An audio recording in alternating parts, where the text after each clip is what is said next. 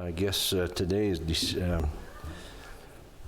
January 15th, 2020. Would you all please arise and join me in the Pledge of Allegiance?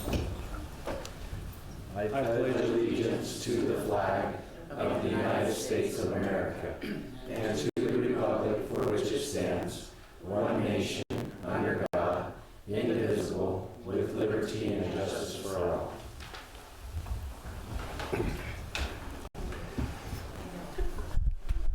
Thank you. First item on our agenda tonight is consideration of a motion to rotate the chairmanship of the Board of Commissioners. Every 6 months, we typically rotate that, so I would entertain a motion for I'll make a motion that we rotate the chair to Commissioner Martinez effective the first meeting in February. I'll step down as chair and second that motion. All in favor? Aye. Aye. Motion carries. We have next a presentation of the Carbon County Employee of the Month Award. Rose Barnes, our Human Resource Director. Oh, no, it's Barry tonight. Rose was going to be gone. So Rose is much better looking than myself, but I get to stand in for her today. Today, we'd like to award the Employee of the Month to Jeremy Robinson. If you'd come on up. To tell you just a little bit about this, my department has a little bit of hand in some of the dealings at the fairgrounds. And over the course of a couple weeks, every single one of my staff came to me and said, Jeremy's on the ball. Jeremy takes hold of everything he does. He does it 100%. And after so many times of hearing that, it was time to award Jeremy an Employee of the Month. So we actually tried for this during the summer, but just getting to it now. But just some things, he really took hold of the sprinkling system out there, helped things get caught up underhand. He actually called us and said, hey, will you teach me about the sound system out here? So we went out, we taught him about the sound system at the arena, and we've been hands off ever since. It's just the way Jeremy operates. He takes things under his belt and gets it done. So especially my department would really like to appreciate everything he's done and love to see it continue. So thank you. Thank you.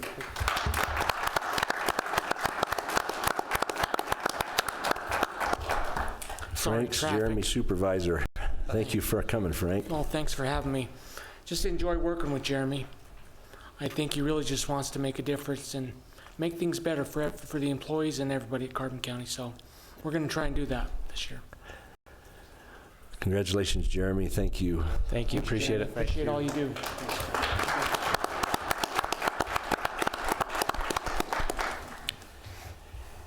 Next, we'll have a presentation of the Tourism Super Service Award by Tina Henry, our tourism specialist. Hello. So today we're going to do something a little different. We actually have two people that were nominated together, and they are who the Hospitality Committee chose to receive the Super Service Award for January.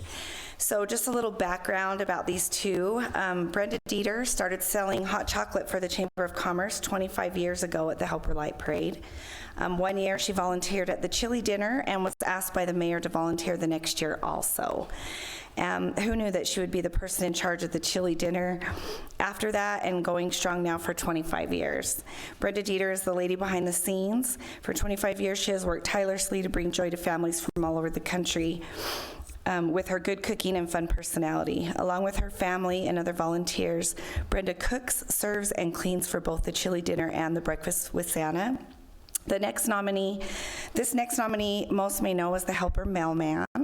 He has been involved with the Helper Light Parade since high school, volunteering by selling hot chocolate at the parade to building a float for Gateway Lanes for 5 years. He became the parade chair in 1998, and 21 years later, with the help of Brenda and many volunteers and sponsors, puts on a great Christmas Town celebration.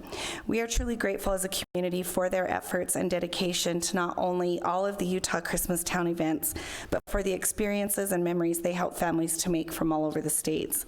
Thank you both to Mark and Brenda for continuing to bring happiness to our communities and our visitors. So please help me in congratulating Brenda Dieter and Mark Montoya, recipients of our award for January.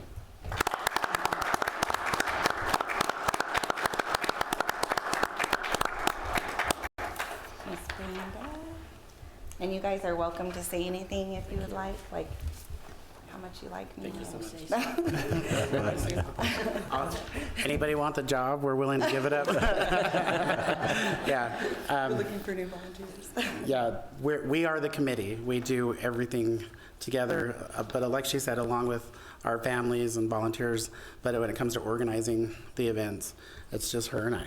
We're the entire Christmas Town committee, so I couldn't do it without her, and Likewise. yeah, likewise. So thank you for this honor. Yes, thank you. Well, thank you.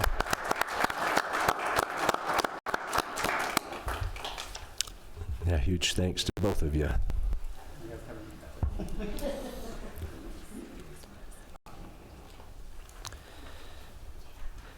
Next, we'll consider approving the minutes from our November 20th. Yes. I've been reviewing those, but there's several things I want to look at a little more closely on them. Do you have any concern if we tabled that set of minutes one more time? No, this is November 20th. Yeah. I don't have any concern with that. I'll make a motion if there's no concern that we table the November 20th minutes. I'll second that. All in favor? Aye. Aye. The next set of minutes is for December 18th, Carbon County Commission meeting and Redevelopment Agency minutes. On that, on page 5, where we're talking about number 13, we're talking about the SRMA. That's spelled S-R-M-A. It's an acronym meaning Special Recreation Management Area. It's a BLM term. So there's 2 spots in there that indicate that. So that would be my only changes. Commissioners, I have just a couple on the first page on paragraph 1. It should say Commissioner Hopes instead of just Commissioner Hope. And then council in paragraph 2 should be spelled C-O-U-N-S-E-L.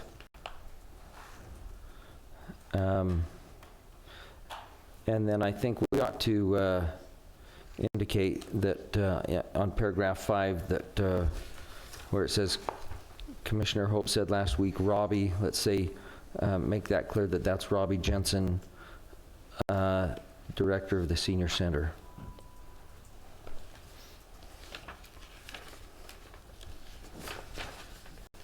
And then also on page 9, or paragraph 9, the third, or I guess it's item 9, the 4th paragraph in item 9, where it says currently servicing on the board, let's have that just say serving on this board.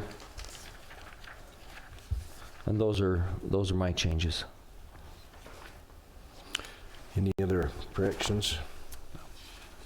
Take a motion to accept these minutes with the corrections. With the corrections, I'll make a motion to approve with the corrections. I'll second. All in favor? Aye. Motion carries. Item 5 is to open requests for proposals pertaining to the old senior center building, discussion regarding future disposition of the property. So, Seth, did we receive any proposals? No, we didn't receive any written proposals. There was a gentleman who expressed a lot of interest, but mentioned that he didn't have time to put one together, so. Okay. So what, maybe just an explanation of what we're trying to do. The old senior building that's on Carbon Avenue in First South, that is partly an old triple wide trailer added to an older building. Currently, the Boys and Girls Club are located in that building, and our insurance company has given us some counsel regarding the building that needs some significant work to make it safe. And so we've asked over the last, well, how long, Christian? 6 weeks or 2 months? Well, actually 3 months. We've had a notice run in the paper once for the last 3 months. Of anyone who has any interest in the building that could put some kind of a proposal together, either government entity or private. we've had a few questions asked about it, and people have gone back to their groups or organizations to try to come up with some kind of a plan. But as they look close at the building, they're unwilling to spend the funds to update it and make it structurally sound and a little more safe so that there's no issues. So I guess the question now is, moving forward, we'll just have an opportunity now to decide what to do with it. Which one of those options is just to tear it down and make that parcel a good potential building lot for some type of a business or someone that could use it.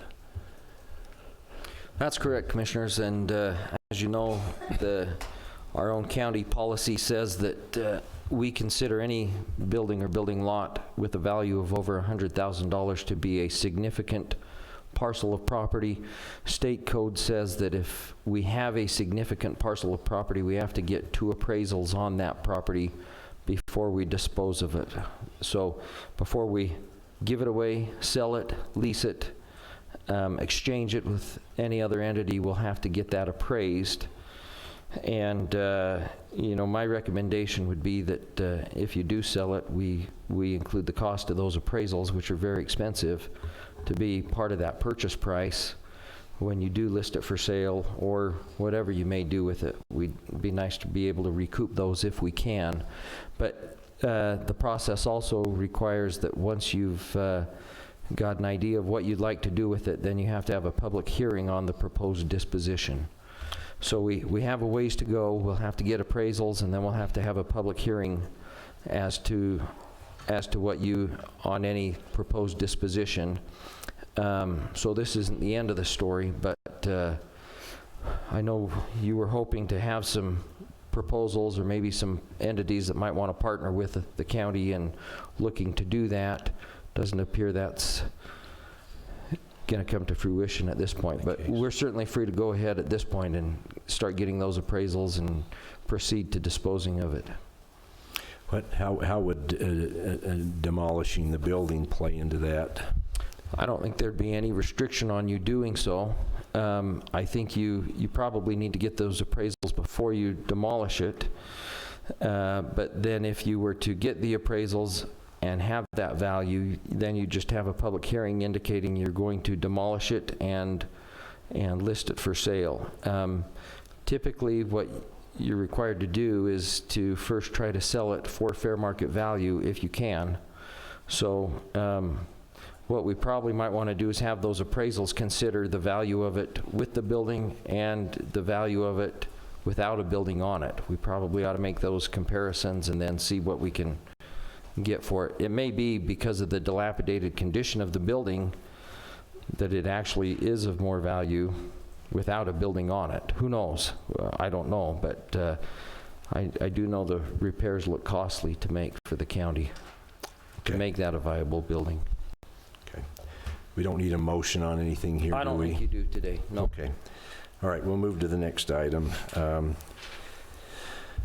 Appointment of a Carbon County elected officer to the Utah Association of Counties Board of Directors. What this is the counties, all 29 counties, with the exception of one. I don't know if they're back in, but we have an association that for all of the elected officials and also that helps serve our other departments. But they ask for one representative from our elected officials to serve on that board. So, Casey, you've kind of been working on that. Do we have anybody has stepped forward and willing to do it? That I know, no one has stepped forward. Jeannie, I talked with her earlier, still no one responded. Seth, you don't want to? I think it depends on whoever wants to. We didn't receive any interest. Seth said just now that he's fine to do it. Should we twist his arm a little bit? And it doesn't matter to me. I served on it last year, and if, whatever. Seth, are you willing? For sure, yeah. Let's, one of you make a motion then. I'll go ahead and make a motion then that we appoint Seth Marsing to be on the board to represent Carbon County and UAC. I'll second that. All in favor? Aye. Aye. Thank you, Seth. It's good to have a cross-section of elected officials serve on that board to give a good broad perspective for our needs. Item 7 is consideration and possible approval of agreement with the Utah Association of Counties for the Economic Development Consulting Services. So Rita Vigor, our Economic Development Specialist, can address this. Hi. So this is a service that we signed up for last year. Mr. Stuart Clayson here with the Utah Association of Counties. I've worked with him for the past year, and I think that each of you can see the value that he's brought to our county. Maybe I'm being presumptuous there, but he personally has helped me to excel faster at what I need to do in this job than what I think I would have. So what this is doing is just providing another year of that service to help move some of the bigger projects that we're trying to move forward and keep them on track. And so the funding that we would use for this is the GoEd Bear Grant that we were awarded. So it would cover all of it, but the $5,000 in travel. But the Bear Grant would cover everything else. Do you have any questions? No, and other than being a little bit off his kilter here because his team won the national championship, Stuart's been a tremendous asset to us for the connections that he has, for the folks that he knows, for the training that he's provided you and you have provided to us. It's money well spent and quite a value for what we get out of it. So I feel it's a good thing moving forward that we continue to do. Do you want to bring him up here too, or? Yeah, we could have Stuart come up and maybe talk a little bit or entertain a little bit.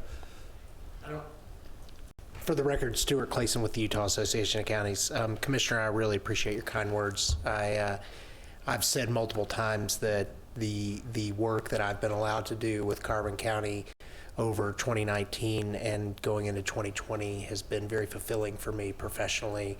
And the success that we've had in a very short time is because of this community and the willingness of you all to be leaders and other people standing up. And for me, it's been an honor to sit back and watch it all coming together. So I thank you all for your leadership, and I thank you for giving me a small opportunity to participate on your team. And my Scots-Irish genetics is making me turn really red, so I don't do well when people say nice things about me in public, but it's been a lot of fun. And so a question I have just from, we have a vision of ourselves in Carbon County. You are from the outside, you're connected to folks that are up in the Wasatch Front.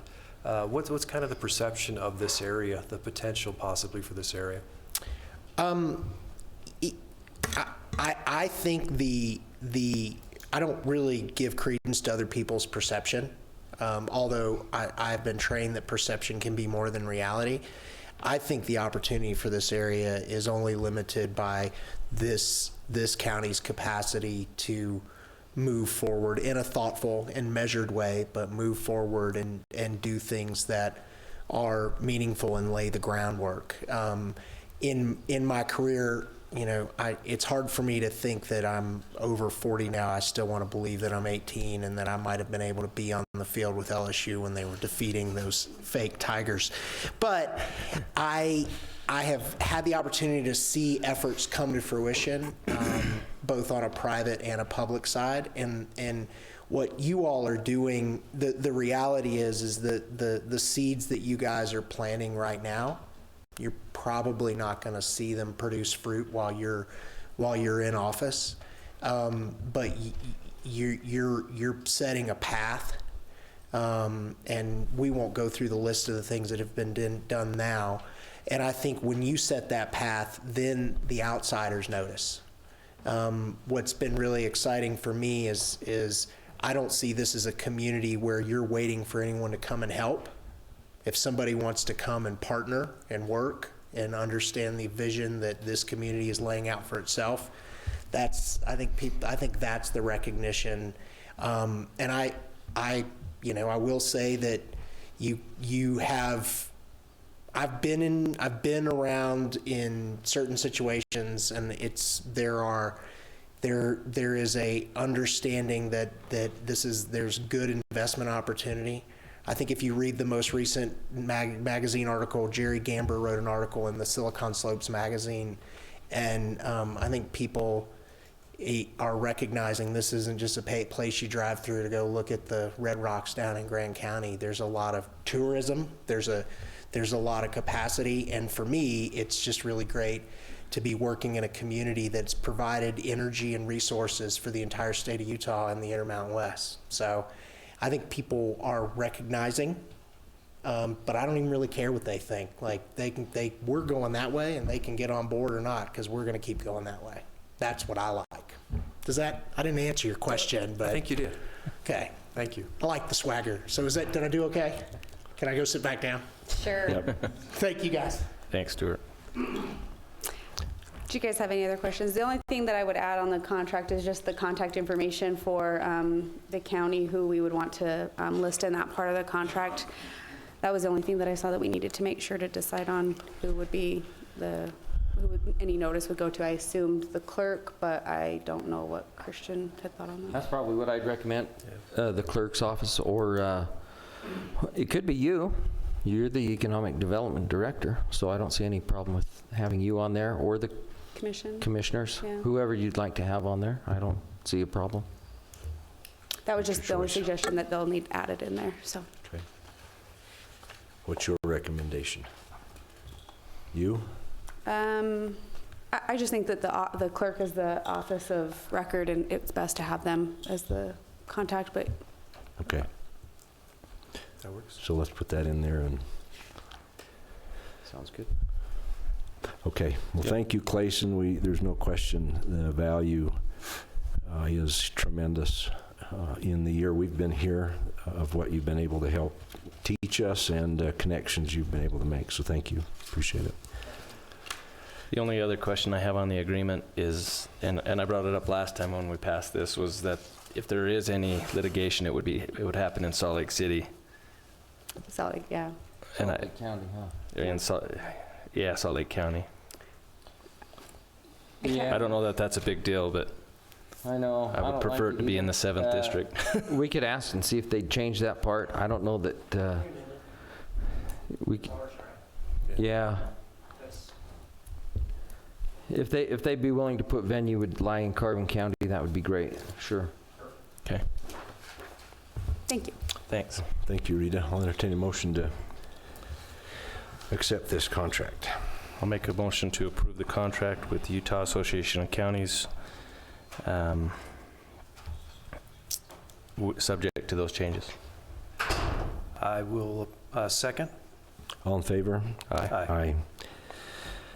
Motion carries. Item 8, consideration and possible approval of Republic Services request for a 7.5% increase to solid waste disposal rate at ECDC Environmental. Casey, could you explain this for the public? Tell us a little bit, who is it and what it is? So all of our municipal waste can't be put into our local Carbon County landfill. It has to go to a C&D, or no, ours is C&D, construction and demolition. It has to go into a landfill that can accept municipal waste. We have a contract with, or an agreement with ECDC to provide those services, or otherwise known as Republic Services. In that agreement, several years ago, they came up with an agreement that there was a tiered scale at which the county residents would pay by the ton. If the landfill was doing extremely well and had a lot of contracts that they bring in from all over the western United States, that tier that we pay would be at the lower level, and then it would increase as their tonnage from other places would decrease. So it ranges from I believe around 7 something to 11 something, and then 22. Is that close? 10, 17, and 22. So I was a little off. Anyways, they also have operating costs, and just like the county, their operating costs go up for fuel, for operation of the landfill, and so they periodically in that agreement they have an opportunity to come and request a percentage. We as the county have the option of denying that request, accepting it, or giving some or portion of that request, and that's kind of what we're here to decide tonight. Is that a good enough Yes, explanation? I think so. So if you go take garbage to the landfill here at the county, and they have you dump your materials into the big bins, those materials have to be hauled out to ECDC and buried in their landfill, and we have to pay per ton to take those out there. So the things we take out to our dump really are mostly construction waste, and that's really all that we can bury in our landfill. Any other question or discussion?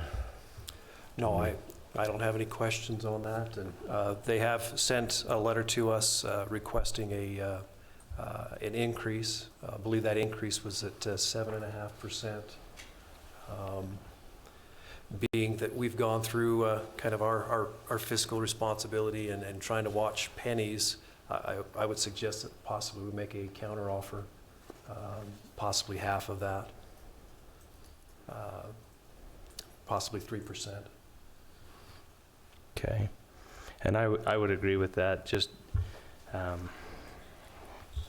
as far as helping our residents, and also understanding that they're a local business, and we don't.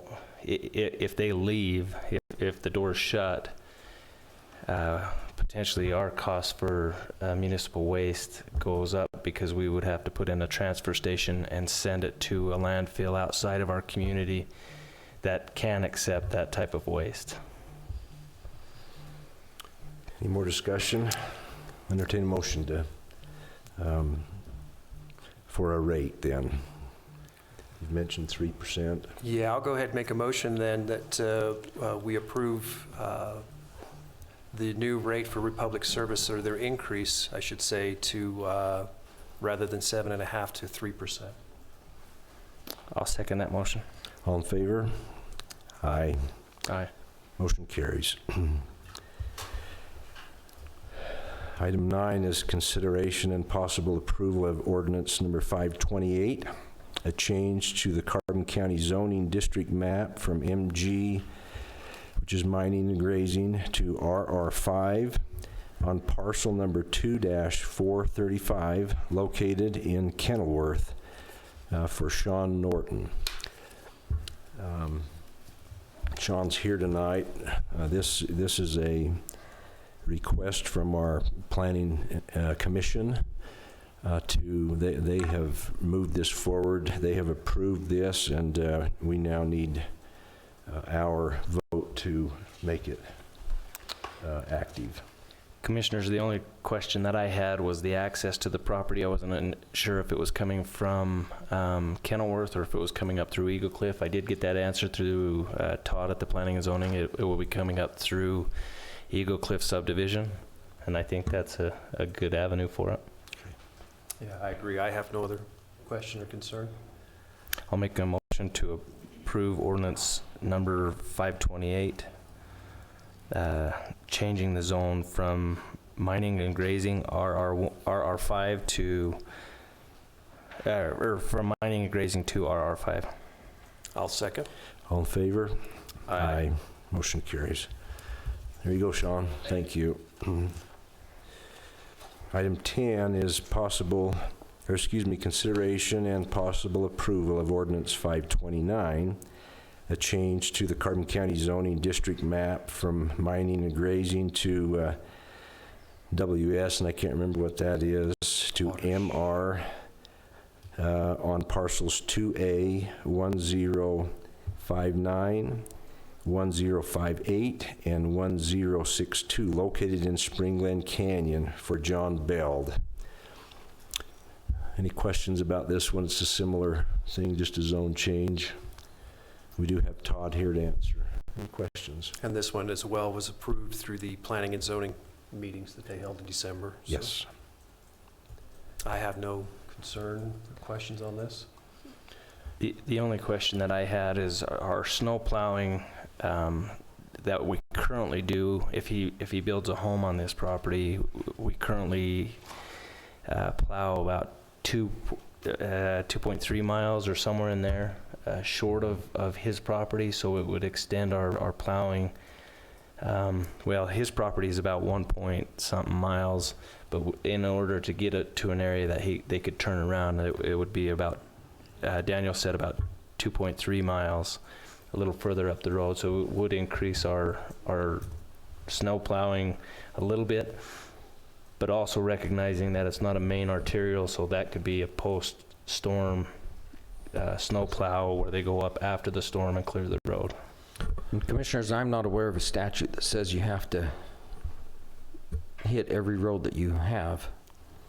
So if you have a road and you can't get to it, or it's inconvenient, or the return on that expense is just not worth it, I'm not aware of any statute that requires us to do that. So Okay. Yeah, and Daniel Campbell, our road supervisors, brought that up, and those details can be worked out through planning and zoning and a building permit. So we'll work those details out. Okay. We can handle that. So with that concern and that noted, I think the property owner is aware that he may have to do his own plowing, and is committed to buying a snow plow too. So I'll entertain a motion on this ordinance 529. I'll go ahead and make a motion to approve ordinance 529 to change the Carbon County zoning district map from mining and grazing and watershed to, I just changed that too, sorry. To the MR, which stands for mountain range, sorry, to mountain range. I'll second. Oh, go ahead. I'll read the parcel numbers just to make sure we're official. On parcel numbers 2A-1059, 1058, and 1062. I'll second that. All in favor? Aye. Motion carries. Item 11, consideration and possible approval of ordinance 530, a change to the Carbon County zoning district map from RR1 to R120K on parcel 2-863-13, located at 1245 North, 750 West for Larry Richmond. Any discussion about this one? Todd, do you want to say anything on this one, or you want us just to move forward as advised from the planning and zoning meetings? Commissioners, I could maybe just give you a short, and Todd, you can correct me, but part of this was to accommodate a lot line adjustment within a subdivision that is to be made between two property owners. So they want to adjust their lots and or adjust the lot sizes by moving the lines, by moving the line in between them. And so it creates an interesting shaped parcel for Mr. Richmond, and also gives his neighbors some property. But in order to do that and make the lots buildable, there had to be a change as well with the zoning.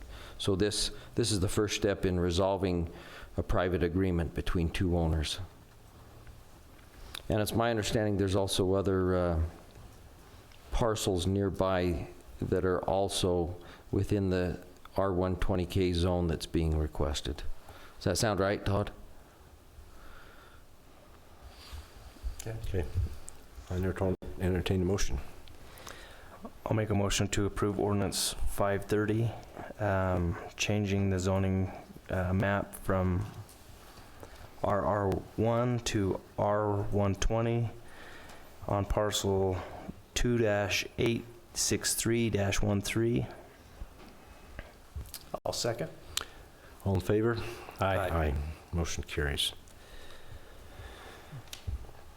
Okay, item 12 is a consideration and possible approval of an agreement with Gene Strait to provide legal services to County Attorney's Office. Commissioners, for the last year, our former county attorney, Gene Strait, has been working about 15 to 20 hours a week, reviewing and screening criminal cases and making court appearances and helping out in the office as asked. This would just be a continuance of that same contract that lets us hire him for up to 20 hours a week at the rate of $30 an hour. It would be a one-year term. The version I'd like you to sign, and that's slightly different from the one that's in your packet, says that the contract would renew automatically on an annual basis on the first day of January each year, until terminated by the parties. And of course, the agreement already says either party may give notice at any time that the contract is terminated. So it just takes away the need to have to come back here again to get that approved, and lets us keep using Mr. Strait for as long as the county attorney's office needs him, or for as long as he wants to keep helping out. Any questions? I don't have any questions. So there's a motion. I'll go ahead and make a motion to approve the agreement with Gene Strait to provide legal services for the County Attorney's Office. I'll second that. All in favor? Aye.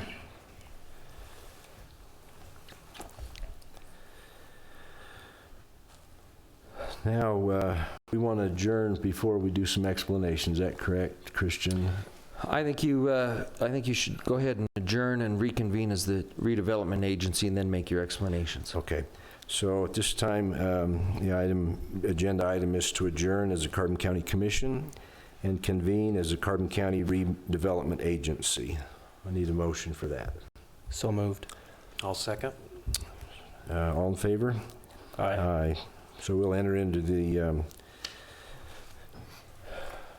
Carbon County Redevelopment Agency. So we're here tonight for this to have a public hearing on a draft project area plan and draft project area budget for the proposed graphite solar community reinvestment project area.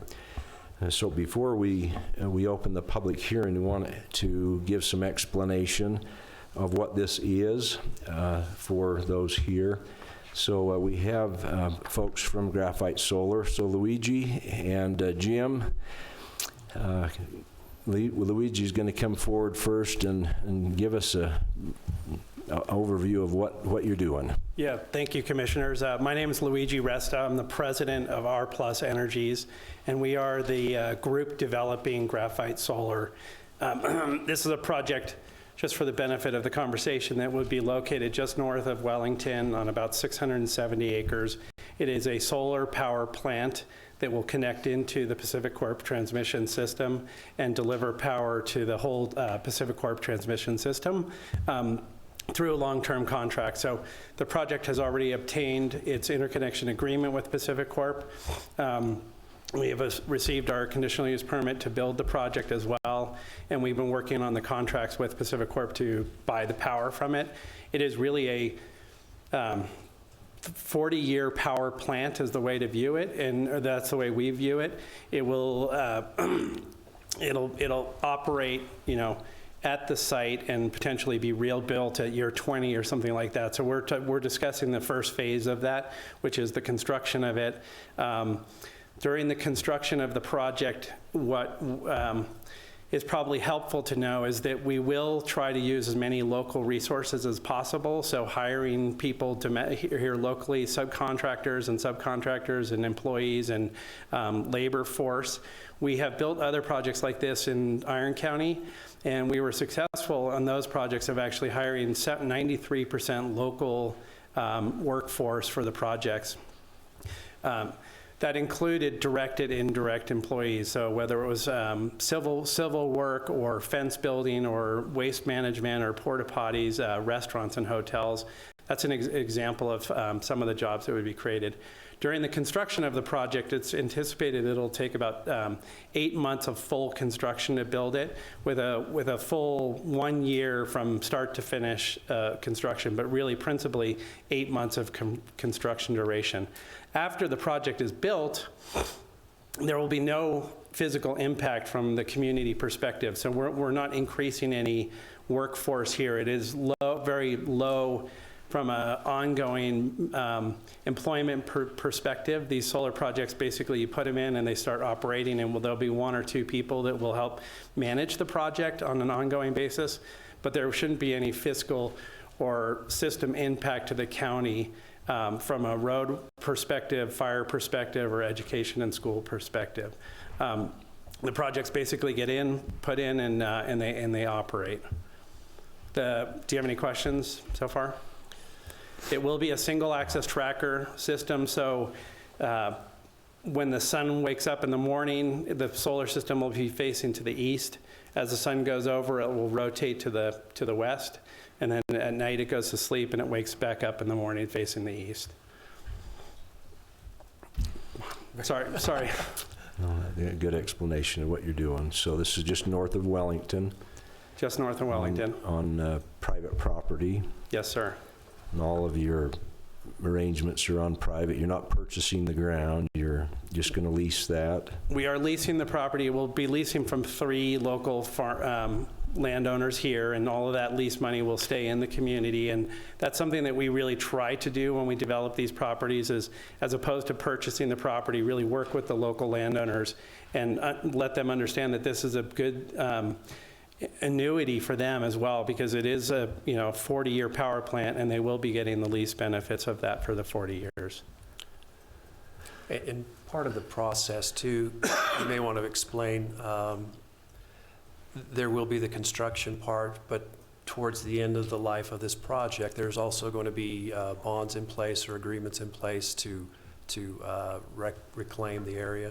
If you want to kind of hit that a little. Yeah, well, I mentioned that we view it as a 40-year power plant, and I think the way that the community should view it as well is as a long-term power plant here that will continue to generate opportunity for a long time. The solar panels have a useful life of 35 years, but the reality is that probably at year 20 or 25, somebody is going to want to go in. It won't be me, because I won't still be around, but somebody's going to want to go in and change the solar panels out and put new solar panels in, which will create a new tax event for the community, but also extend the useful life beyond the 40 years that I'm talking about right now. And the reason why they would do that is because increasingly the utilities are wanting more and more renewable energy, not less. And they probably will want to add energy storage to it as well and increase it. So what we could easily foresee is that at year 25, somebody going in and replacing the solar panels to get more output out of the solar system there, maybe add some energy storage, batteries, so that you could deliver power over a longer period. But at the end of the final life of that power plant, there is reclamation obligations that are outlined in the conditional use permit and with our land agreements as well. So there will be an obligation on the part of the owner of the project to take the solar away, take all the racking away, to make sure that the land looked like it did basically before we were ever there. Thank you. Appreciate that. Thank you. So I think the next step would be, so in the request of them coming here, they've asked, like all companies trying to move in or expand, for some tax incentive to come and do that. And tonight we have Craig Smith. Craig, why don't you come up? He has prepared some documentation for us that would create a potential agreement that the county would enter into with the Graphic Solar to give them some tax incentive in being here. So, yeah, thank you. Well, you have your names wrong in front of you. Board Member Jensen and you are, in this capacity, sitting as board members. My name is Craig Smith. I work with the law firm of Smith Harvick out of Salt Lake. We have worked with agencies all over the state. Our job is to work with Christian Briner, your attorney, your regular attorney, to make sure that this follows all of the proper legal procedures. Just a little bit of background. Utah law provides basically one economic development tool for cities and counties, and that's to be able to create a separate legal entity known as a redevelopment or community reinvestment agency to pursue economic development in the county or city. And Carbon County's had an agency for quite some time. We've had an opportunity to work with Carbon County on some of the earlier projects. We're happy to be back here. I was born and raised here, so I'm always happy to be back in my hometown of Carbon and try to help make things happen here. Let me just talk a little bit about just the process, because a lot of times this is misunderstood. A lot of people don't really have the background or to understand. So what this is the ability, it's an economic development tool that's based on actual performance by the participant. In this case, the participant has just spoken to you. That's Graphite Solar. They're planning to build this. The agency does not have a taxing authority. There's no new taxes. All the agency can do with the cooperation of the other taxing entities is to take part of the increase of the value based on new things being built and redirects that money to help it make it happen. And that's what's called tax increment. It's the increase in taxes from what it is now, bare land, to what it will be when all those solar panels and things and all the facilities are installed. And when those taxes are paid, some of that tax money can be redirected back to the participant. And this has been done all around the state. We worked on a number of projects in Iron County, probably most in Iron County more than anywhere else. And all these projects require this because they just don't pencil out, frankly, without it, without this help. And your job as the agency board is to make decisions about things like this. And one of the decisions that you make is, would this just happen on its own? And if it would just happen on its own, then you just let it happen. But based on the information we have, that's not the situation that we're facing there. So tonight, the decisions being made is to create a project area. The agency works in project areas, and the project area has been described. We've talked about what that is. And also to adopt a budget. Now, the budget is really just looking into the future. It is not allocating any money, because the money has to come from the project. And if the money doesn't come from the project, they don't pay their taxes, they don't build anything, state law change, then there's no money at all. So it's a prospective budget, and it's making projections. And those are the issues before you tonight. If you decide to do those things, we're not done. There's still a couple of important steps that need to go forward. One is, because the county, because the property taxes go to various entities down in this area, we have obviously the county. We don't have a city. This is outside of any city limits. But we have the Price River Water Improvement District, the Carbon County School District. We have several other districts. For the agency to be able to utilize these funds to make this happen, the agency has to enter into an interlocal agreement with each of these entities.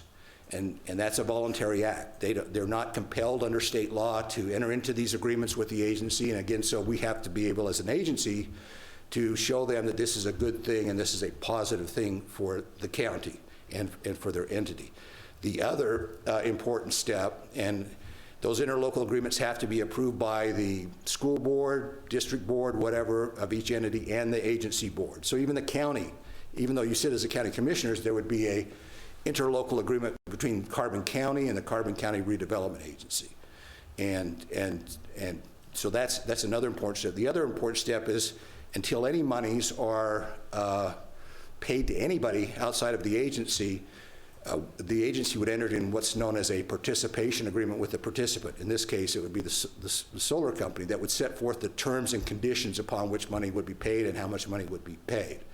So those are two important steps that aren't going to happen tonight because we're not ready for those.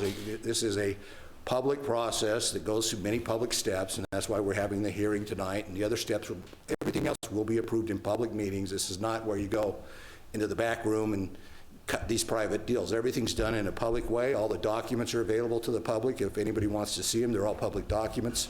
So that's what we're here for tonight. Let me just talk a little bit about the plan and the budget. We do have a couple corrections I want to talk about in the plan and the budget that is being proposed. The plan is just basically to describe what we're trying to accomplish. And it has some parameters. It talks about this being a solar project. But let me point out just some things based on some further communications we have. Is if you go to page 8 of the plan, we are correcting that to be the plan is going to have a 50-50 split. So that means for every tax dollar paid, new tax dollar, tax dollars being paid now go to the taxing entities, but for new taxes paid based on the development, 50 cents would go to the agency and 50 cents to the taxing entities. So there'll be a net increase. Can you clarify that part of this process is creating a boundary, and the increase is within that boundary? Yeah, and it's only within that boundary. Thank you for pointing that. Yeah, part of the adoption of the plan is we have a project area map and a description, and it's I don't have a place to project it up, but it's just an area that's from looking at the aerial photos, not much is there. It's just north of Wellington, and right now it's just empty open space. As far as I can tell, maybe there's something there, but it doesn't look like it. And I think that's important for the public to know, is that it's a very defined space. Just that area. And the increment is only on what happens inside that defined area. Yeah, that's right. And if other things happen around it, then that's not touched. For example, many years ago, I hate to even say how many years ago, I worked with the town of Hurricane.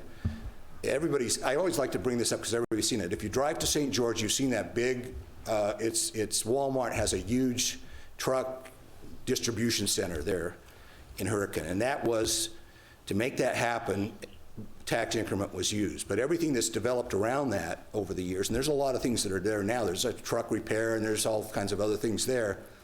They didn't get any, there was no help from the agency for those things. And it was the catalyst. The idea is to get things happening. And that project area now is no longer paying. Now all that, these have a fixed life. This project area has a 20-year life, but only 15 years of tax increment. So once the fixed life is over, then there's no payments to the agency. So those are important things to know. This doesn't go on infinitum.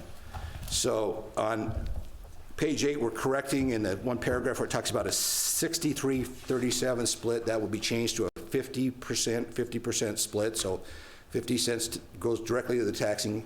Actually, it'll come through the agency, but then be redistributed to those taxing entities, but they'll get 50 cents on every dollar from the very beginning.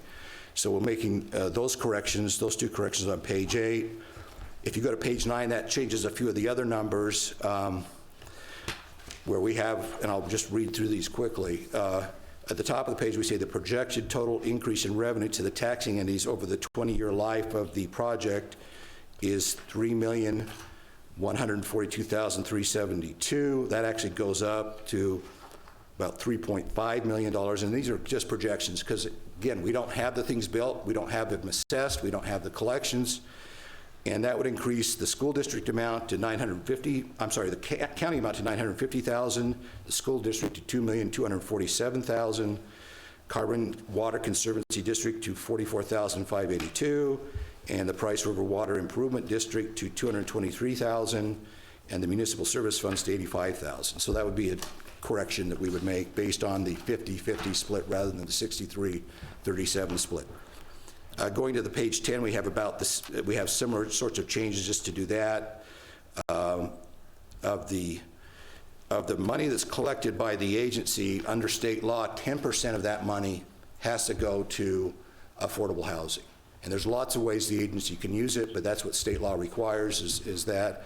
And then we have another approximately 3% that will goes to the agency to help it fund things like me coming here and talking to you and doing all the work, and your staff people that help and all those sorts of things. And so the actual money that is for economic assistance is really about $3,045,000 instead of $3.5 million there, so we have that correction. And then on page 11, we have a correction that, again, these numbers are just being adjusted because of the 50-50 split, where you change that from $4.39 million of increment would be to $3.8 million, and $3 million would be used to, with the participant under a participation agreement. And then on page 12, I have Iron County in here, which I apologize for. We've based these on other forms we use, and that should be Carbon County in that paragraph there.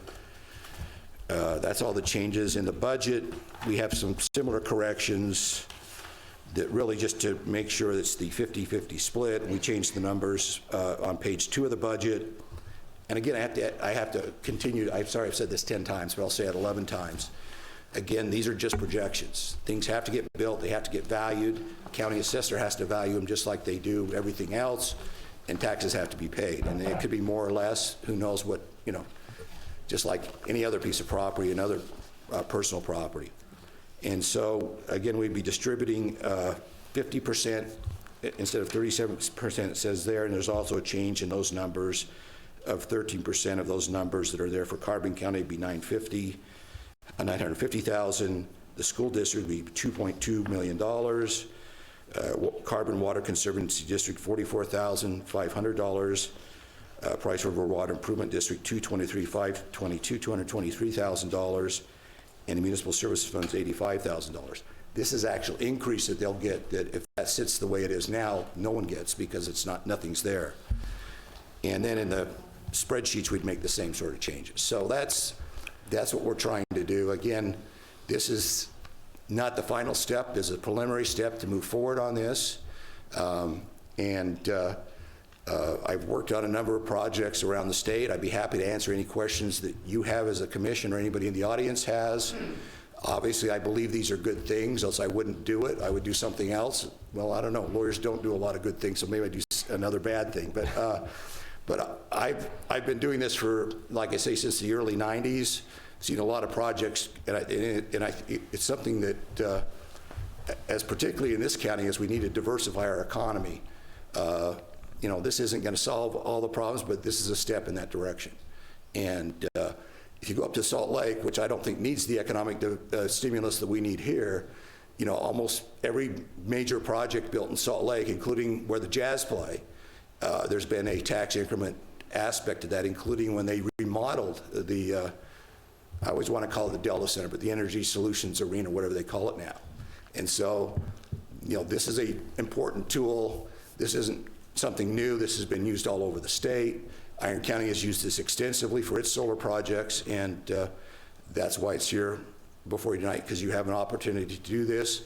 You can't put solar projects, as I understand it, anywhere. You have to have the right conditions. You have to have a lot of sunshine. You also have to have access to the grid, which we have here. And so we have this opportunity, and that's what we're here to pursue. Thank you. Thank you, Craig. I'm sure there may be some questions, but we'll bring that up after we have our public hearing, or during it. And we'll ask Stuart Clayson and Rita Vigor to come up and add anything to what's already been said that will help clarify what we're trying to do. I really just do what Stuart tells me to do. Craig, thank you for that explanation on putting the plan and budget together. And Luigi, thank you and your team for being here. Commissioners, you guys have kind of gotten to watch the process. I think it's important to put on the record what Craig pointed out, what the plan and budget that has been circulated is not going to be reflective of what we're going to do moving forward as we engage with the other taxing entities and see if they'd be willing to participate in this. Through the Utah Association of Counties, we've gotten to look at solar projects across the state. Craig brought up Iron County. Luigi has participated in projects in that part of the state. Solar, we just did one in Emery County. I think the standard for participation was around was at 70%. So I think it's important to note that moving forward, you all and Rita and I got to sit and watch, made sure that the post-performance incentive that's being asked is well below what has been done in the first wave of solar projects. And I think we're looking at a $50 million capital investment in a designated part, Commissioner, not that has defined area, and that area would probably not see development. There's a plan in case that needs to be reclaimed. I think you all have done a really good job, and I think the other taxing entities are going to be pleased with your work moving forward and bringing forward what you've kind of set the framework for. So I'm also happy to answer any questions as we move into the public hearing process. And I hope that's a helpful add-on. I don't want to beat a dead horse. So, is that good? Thank you. Yeah, thank you. Any other questions? Okay. So I think at this point, we need to enter into the public hearing on the draft project area plan and the draft project area budget for the proposed graphite solar community reinvestment project area. We don't need the motion there. We're already in the public hearing. Okay, so Just give us time that you're entering. It's 5:31. So anyone that would like to step forward and make some comments about this proposed tax incentive for graphite solar, we'd invite you to come forward. We need you to come to the microphone and speak audibly and clear and state your name. Everything's being recorded, so that'll be important. It'll be very hard for us to take any questions or comments from the audience. So we'll open it up. Anyone who would like to step forward to speak, come up. Dave Petty, come on up.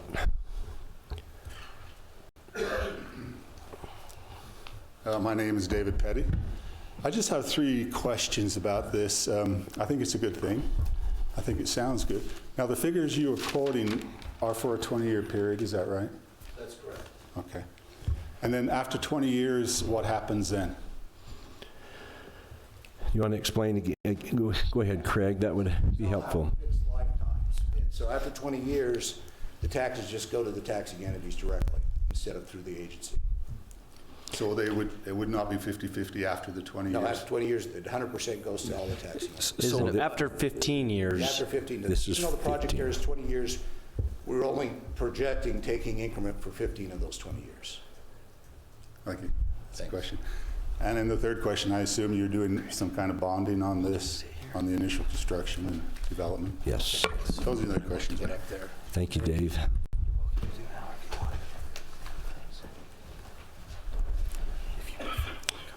No, I'm going to do this. This is better. Thank you. This is better. I'm Jim Darter. I just wanted to caution and make a comment about one particular issue. I remember when the power plant in East Carbon was being built, that the funding entity came to the Carbon County Commission for bonding, an industrial bond of some sort. And they were given a verbal assurance that people would be hired here locally to build that power plant in East Carbon. What happened was the major contractor was the industrial company, TIC, because they brought in all of their people from out of town. There was virtually no local people hired. During that period of time, while the TIC project was underway, I ended up going to work for TIC in Fernley, Nevada. I was asked, with my job skills and my knowledge, my experience, why I hadn't gone to work for the TIC project in East Carbon. And I said, because you couldn't get your foot in the door to get an application to get in. The following week, TIC is big enough and has enough employees that they actually publish their own newspaper. And they said that they had a report from East Carbon, TIC project underway, building the power plant in East Carbon, that they had 1,500 qualified people approach them at the gates looking for work. Now, this is a great idea, But when the county wants to endorse, the key element is plans to source 80 to 90% of workforce from Utah and region. I would think we need to emphasize local employment, local contractors, people that are here in Carbon County, as opposed to the state of Utah, we bring in a big corporate contractor out of Salt Lake. That's my caution and my concern. Thank you. Thank you, Jim.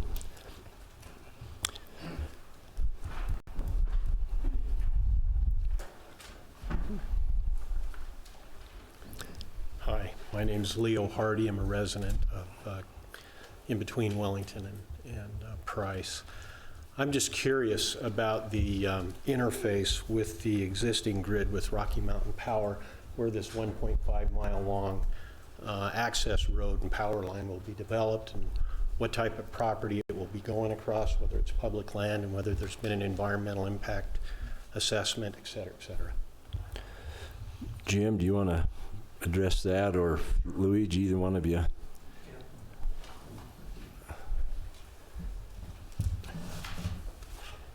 Jim Staple, I do project management for Graphite Solar. Yeah, so to connect the solar farm, which is going to be built entirely on private ground, we have applied for a right-of-way with the BLM, and we're going through that process right now. And to get a right-of-way for a 1.5 mile long easement to erect an overhead transmission line that would connect to the Mathington substation, which is just north of North Coal Creek Road. So you have a map or something that can show us landowners exactly where that's going to be? Let me dig through my notes and see if I have one in my files. I might have one right now, yeah. Yeah, and he had a question about the road, Jim, so tell us where the road would access. For the access road? Yeah, Yes. so there is an easement one of our landowners currently has from the project area that allows us to build an access road straight south to Highway 6.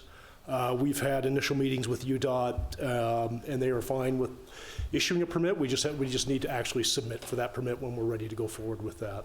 So they have no concerns about the traffic and ingress and egress. Okay. Leo, any other questions about that? I think also Todd Thorne in our planning and zoning would probably could produce a map that shows that as well. I'm really interested in knowing whether or not it's east of the court property.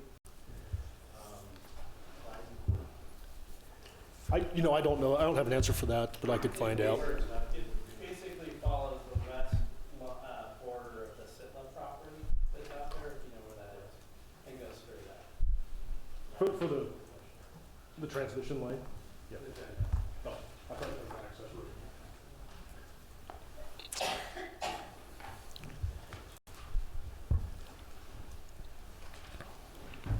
So I'll be able to, my name is Frankie Sacco, and I will be able to answer a little bit more on that easement. Okay, thank you. That easement will come through a piece that is now owned solely by Polly D'Ambrosio. Polly will be responsible for 25% of that development in water and in sewer. And on the deed, it has the right for a 100-foot right-of-way. Polly did sign your documents stating that. At one time when this was started, there was 2 owners. One sold out to the other one because she is not able to financially take this on. This is my concern. Polly is not a well man. I discussed this. What happens if Polly doesn't come up with the 25% of that cost of development? That's just a concern I have. Is the county going to be liable for that 25% of the water and sewer? The roadway will be approximately from the highway, according to a document that Stan Lazzetti prepared back in 1979. That's how long ago this was recorded. The roadway from the highway to the back, where it will tie in, is approximately approximately, according to this document, 1,320 square feet, but I'm sure in 1979 our roadway in front was smaller than what it is now. So my concern is simply what happens if Poly does not come up with this money. Looks like Jim wants to answer that. Well, it's a very good question, and I've just reviewed the easement again, and basically, it only calls out the contribution of cash if we plan to put in sewer water, which we don't plan to do, and regardless of that, we would not hold Poly to that. We do have no plans to put sewer and water in that road. As far as the width of the road, so the easement is 100 feet technically, but we plan to build just to the county road standard. We don't want to build a road any bigger than we have to, and I believe it's 28 feet. Is that correct, Todd? I think Todd He stepped left, out. but yeah, it may be 24 for something like this, but Okay. yeah. Okay, thank you. Thanks.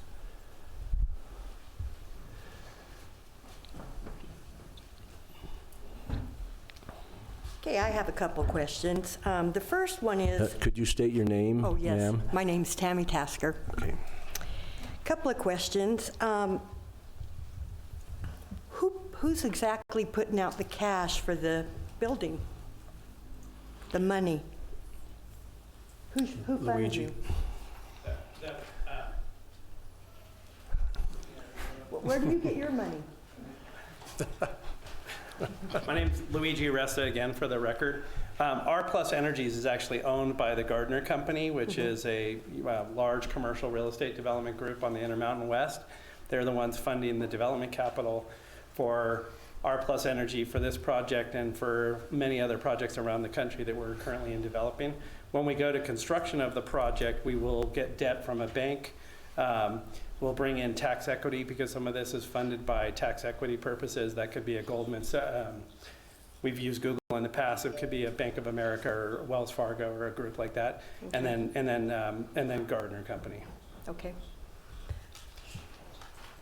And where do you buy your solar panels from? Well, that's a good question. Actually, it probably will be China. Right, if you want, no question has been asked about risk about this project. Is this a company? Q-Cells, Hanwha Q-Cells. They are one of the manufacturers of solar panels out there. Okay. And they manufacture in China. They're the largest. They manufacture in China and Malaysia and Germany. It was actually a German company to start off with. Yeah. But as far as risks go for the project, the global manufacturing capacity of solar panels themselves, about 80% comes out of China, so the panels themselves. The inverters, which convert the power from DC to AC, are largely manufactured here in the US or in Spain or in Germany, so that's a big component. The steel is all local and domestic companies.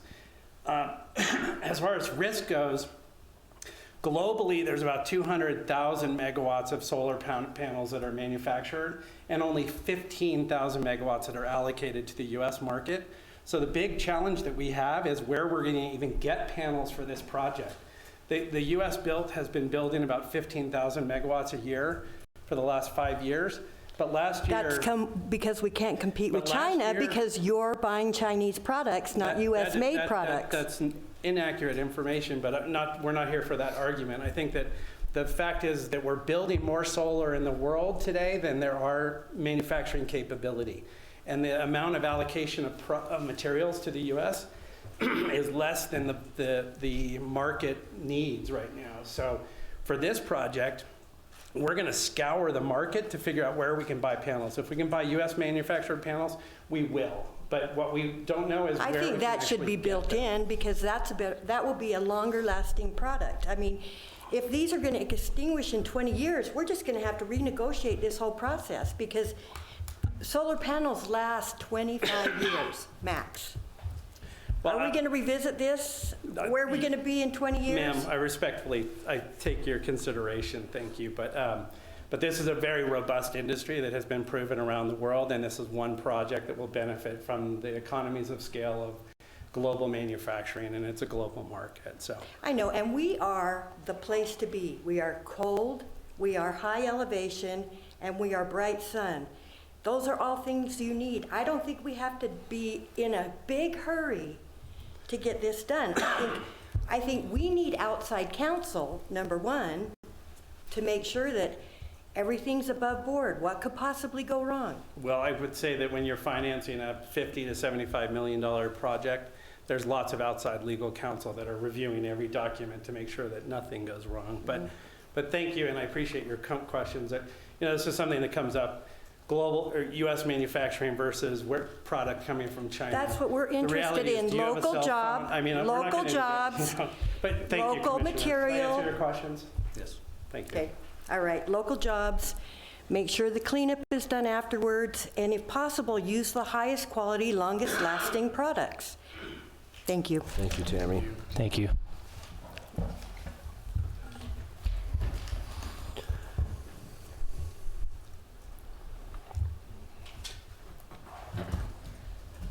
Cheryl Lupo. Before I begin, I want to say that I am a fan of coal generation. Not that I want all these questions answered this evening, but I do want to express some of my questions and concerns. There are many in the community that does not want a solar farm. That in itself should be the only reason not to entertain this project. This kind of a project should be out to vote by the citizens of the county instead of the commission thinking that they know best what the citizens really want. Coal-generated power is part of our community, and we should support those families. We should put as much effort and energy into building another coal-generated power plant. I hear there is one being considered in Emery County. I myself am a customer of electricity and should have a say in how I receive that electricity. I pay low rates because of coal-generated power, where other places in the U.S. are paying high rates because of renewables. I want a reliable, sustainable electricity. That's just my own opinion. The question is, when is an EIS study going to be done? This is just a comment. I consider solar panels eye pollution. I thought we were trying to promote travel and tourism.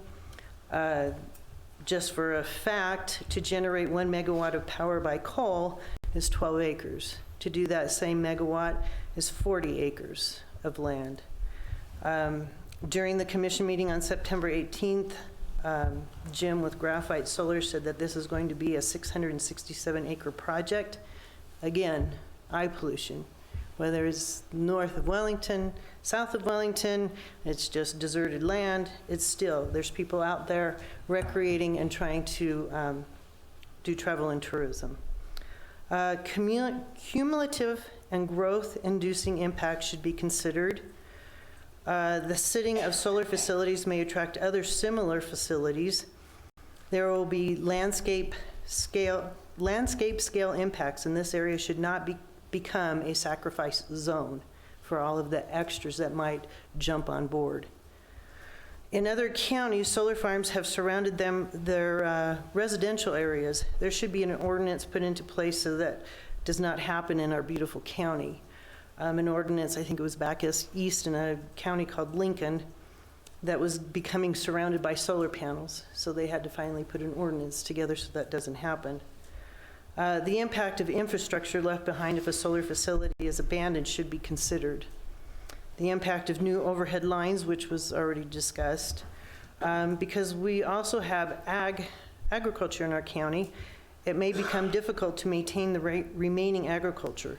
This is something that needs to be discussed.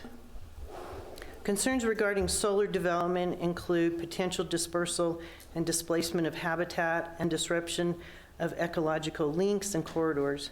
This should be looked into, and who's going to pay for these studies. Shouldn't you question as to why these developers, R+ Energies, Graphite Solar, and Gardner are pushing this through so fast?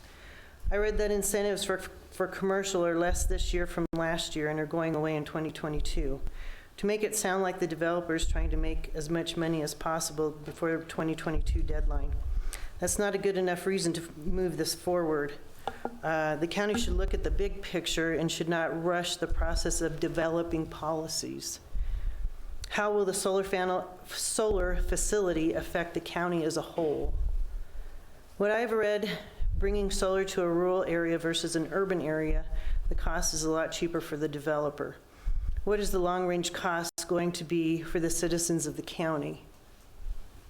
This was brought to my attention by a citizen in the county. Has anyone contacted the airport? How is the glare going to affect the pilots? Are there laws as to how far these panels need to be from an airport? What about the property value of the residents, for the residents that live closest to this solar farm? This impact can be huge for some of our citizens in the community. Solar panels often contain lead, cadmium, and other toxic chemicals that cannot be removed without breaking apart the entire panel. What I've read, the problem with solar panel disposal will explode in the near future. Solar panels are a huge amount of waste and they are not easy to recycle. Disposing in regular landfills is not recommended in case modules break and toxic material leach into the soil. Rainwater can also wash out the cadmium and leach into the ground. Broken panels and chemicals leaching into the ground can also happen from hailstorms. There should be mandatory money set aside for future recycling of these solar panels from the developer so that our community is not saddled with this costly expense. Solar panels have a shelf life of 20 years. Some research on recycling is more expensive than the original raw material used to make these solar panels in the first place. Solar farms come with a lot of problems, and a lot of those expensive problems have not been addressed, and until they are addressed, our county should not have to suffer from the unknown. The county should find businesses that want to move to our community permanently, not just to develop a project, sell it off, and leave with an expense that we can't afford. Thank you. Thank you, Cheryl. Are there any questions that anybody would like to address in relation to her comments? Commissioners, just a couple things. The conditional use permit that was granted does require them to put in place a reclamation plan, and they will have to provide security to back up that reclamation plan, and that will have to be developed and entered into prior to them receiving a building permit. So without that, there won't be a building permit. So the county is aware of the need to make sure it's reclaimed properly. I'd also point out that, if, just so everybody understands, the county is not funding the construction of this. There may be tax increment or a portion of this tax that goes back to the developer, but absent this community reinvestment area being developed, the developer would still have the right to come in and do this project. Now, he might not get any tax increment or have any tax incentive to do it, but the problems with the project, or the supposed problems with them, the concerns about the project would not stop the project from being put into place. So I want it to be clear that we are not approving a project generally. This is not a hearing to decide whether or not we're going to allow this project to come into town, because it's already been authorized. The question is only whether there's going to be some tax incentive provided through the redevelopment agency to do the project. It's not a question of whether they have the right to do it, because they do. You could always look at ordinances about whether you're going to allow this kind of development in the future. Even there, though, if you become too restrictive on the kind of development you try to keep out, you may have claims that you've taken people's property. There may be an inverse condemnation claim. So it's not simply a matter of us deciding we don't like something. And I just want it to be clear, the county's not financing the construction of the project. The county's not giving any tax money away. The only tax money that the company may receive is tax money that they themselves pay in and get to keep or have reimbursed to them because of the development of the project. So I just want that to be clear as these objections are raised. One thing, if I could, too, you know, we born and raised in this area, we all know that coal and power has been what we've all been used to. My dad worked at a coal mine. I've had plenty of experience. I've been in every coal mine except I didn't get to go into Plateau before it closed. So we understand a lot of the businesses in this area have relied on coal and the power generation. The unfortunate thing is the people that own the power generation in this area, they've chosen to go in a different direction. You know, it was their choice to close the carbon power plant up in Helper. It's in their IRP that came out in 2017, and they amended every 2 years, but they're making a major focus on renewable energy and pushing away from coal.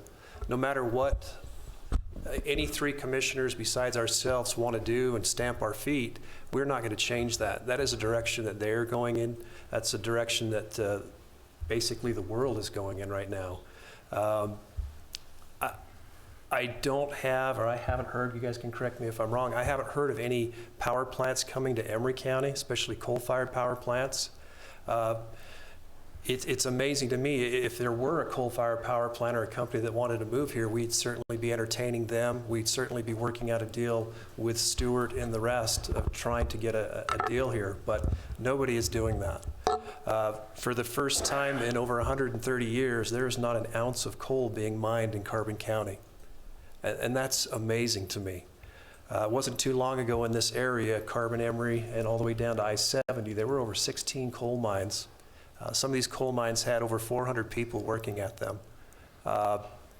We have one coal mine in Carbon County that's on idle. They have 12 people working there. Talking to the management, it doesn't sound like they may not even open that mine again this year or ever again. We do have Schofield, or Skyline, excuse me, up in Schofield. That property is in Carbon County. However, the coal is being mined in Sanpete.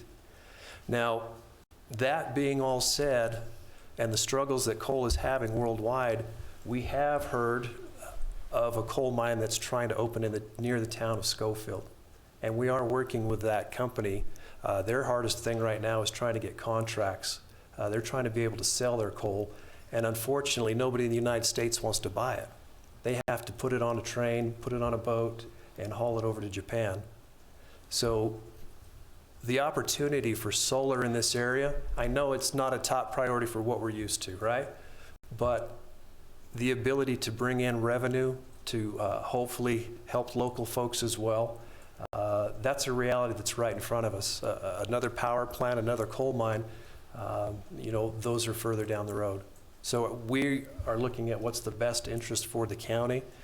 We all went through the budgets. We know that we need a revenue. We are not sacrificing anything or giving anything up. We have put in the bonds. We have put in the reclamation. We have put in standards that they have to follow. So this is not a blank check.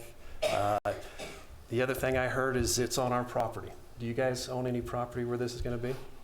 You guys, no? So it's not our property.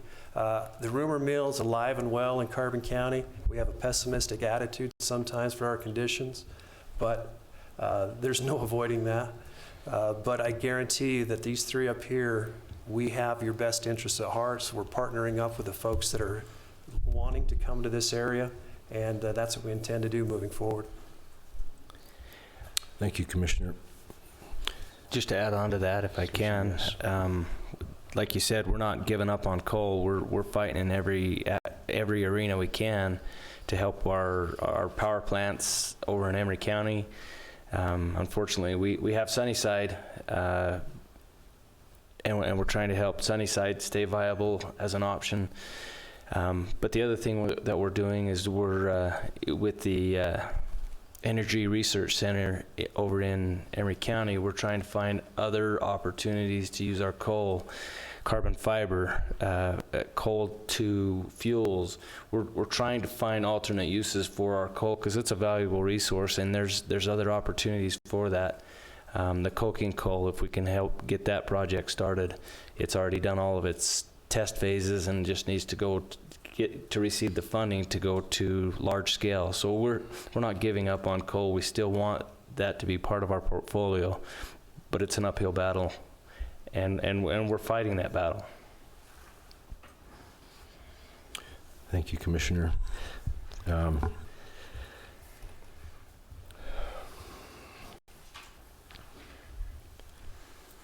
Cheryl made lots of statements and had some questions, but mostly information.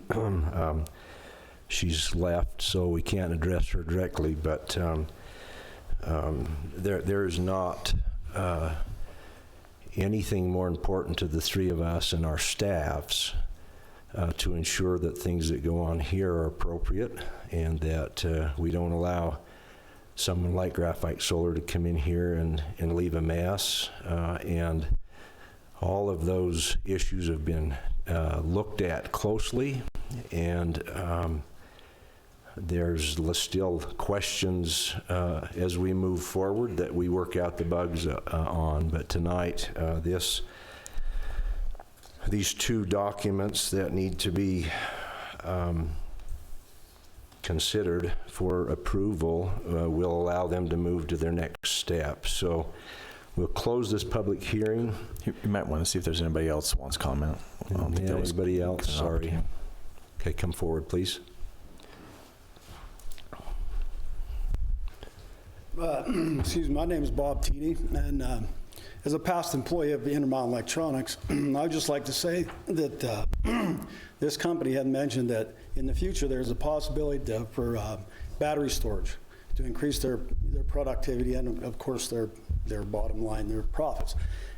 Intermountain Electronics has in the past and is currently very successful in building battery storage for electric companies all over the United States and South America, all over the country. I think if people are worried about jobs that this place is going to provide, long-term, short-term, whatever, if they were to invest in battery storage through a local company, that's going to help our situation for employment and for another tax base for them. Thank you, Bob. And that was all talked about tonight with Graphite Solar, and they're aware now that Intermountain Electronics can do that. They're receiving some pressure from Rocky Mountain Power to actually add some battery storage at a future point. So there's that's in play. Very good. Thank you. Thank you. Any other comments tonight before we close the public hearing? Okay, then we'll close the public hearing at 6:02 and reconvene as County Commission. Commissioner, if I can add one more thing. Yes.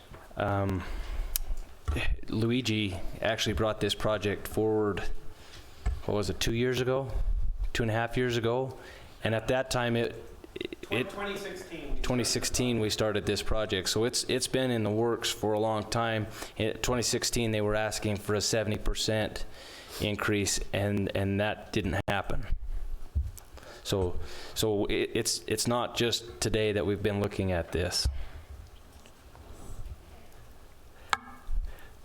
Okay, item 15 on our agenda is discussion and possible action on agency resolution RDA 2020-01, adopting the project area plan for the Graphite Solar Company reinvestment project area.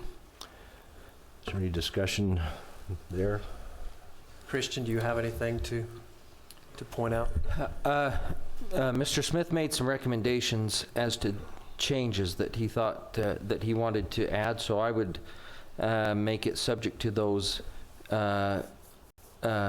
recommendations from Mr. Smith, which are primarily the modified agreement in the amounts that are to be divided and shared, and make that part of your resolution. That's exactly what I was going to say.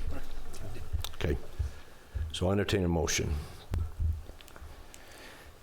I'll make a motion to approve the resolution RDA 2020-01, adopting the project area plan for Graphite Solar Community Reinvestment Project Area with the recommended changes.